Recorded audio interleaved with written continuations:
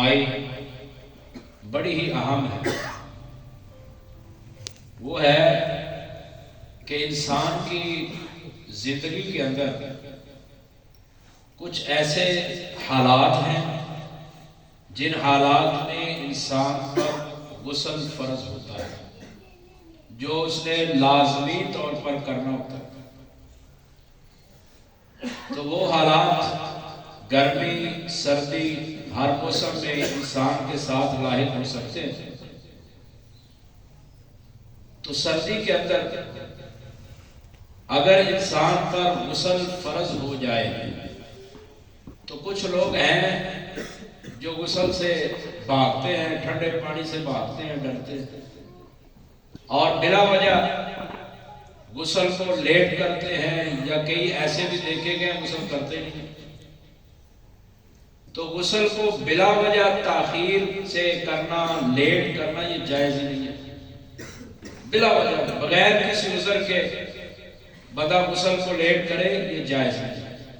ابو داؤد کے اندر حدیث ہے، پیغمبر کائنات صلی اللہ علیہ وسلم نے فرمایا ثلاثۃ لا تقربهم الملائکہ، تین بندوں کے قریب فرشتے نہیں آتے۔ ان میں سے ایک الجنب، جس پر غسل فرض ہے اور بلا وجہ تاخیر سے کرتا ہے غسل، اس کے قریب فرشتے نہیں آتے۔ تو بلا وجہ اس کو لیٹ نہیں کرنا، تاخیر نہیں کرنا۔ یہ جدید دور ہے، اس دور میں انسان کے پاس پانی گرم کرنے کے وسائل موجود ہیں، سلنڈر ہے، چولہا ہے، ہر طرح کا سلسلہ موجود ہے، پانی گرم کر کے بھی استعمال کیا جا سکتا ہے۔ لیکن اگر کسی کے پاس پانی گرم کرنے کا سلسلہ موجود نہیں، پانی گرم نہیں کر سکتا، اس کے پاس استطاعت نہیں کہ اس کے گھر کے اندر ایسی سہولت موجود ہو پانی گرم کر سکے، تو اس کے لیے شریعت کی رہنمائی یہ ہے کہ وہ غسل نہ کرے، اس کی جگہ پر تیمم کر لے۔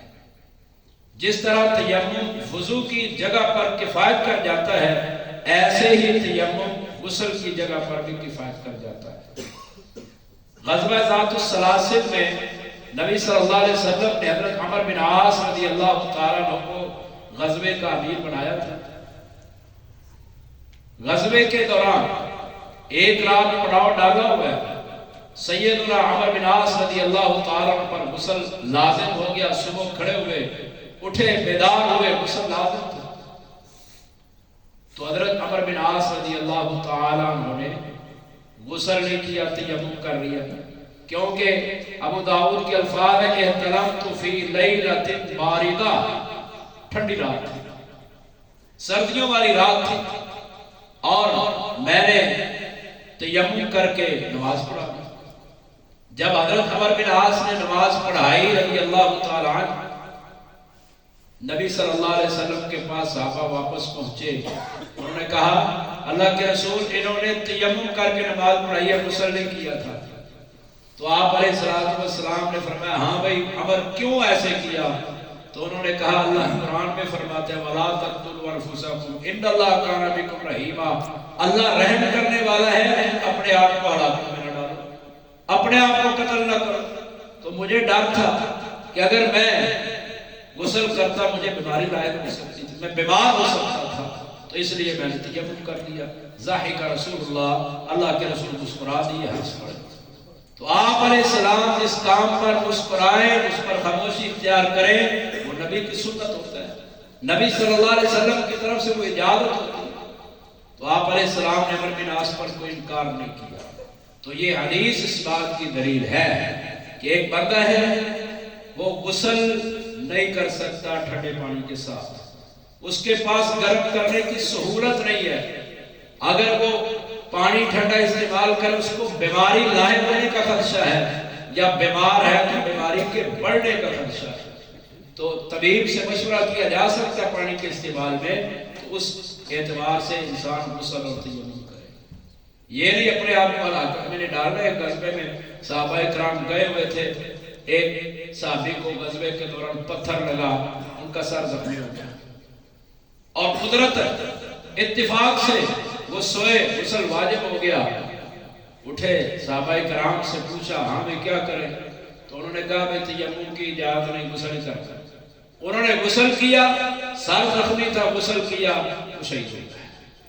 تو آپ علیہ السلام نے فرمایا انما شفاء السؤال، تم سوال پوچھ لیتے، عاجز بندہ سوال پوچھ لے تو اس کی عاجزی ختم ہو جاتی ہے۔ تو یہ شرعی رہنمائی ہے، غسل سے نہیں بھاگنا۔ اگر غسل نہیں کر سکتے، پانی ٹھنڈا ہے، بیماری لگنے کا خدشہ ہے، بیماری بڑھنے کا خدشہ ہے، تو اس کی جگہ پر شریعت نے تیمم کی سہولت دی ہے۔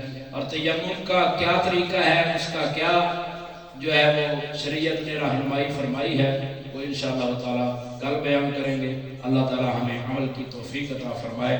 سبحان ربک رب العزت عما یصفون وسلام علی المرسلین والحمد للہ رب العالمین۔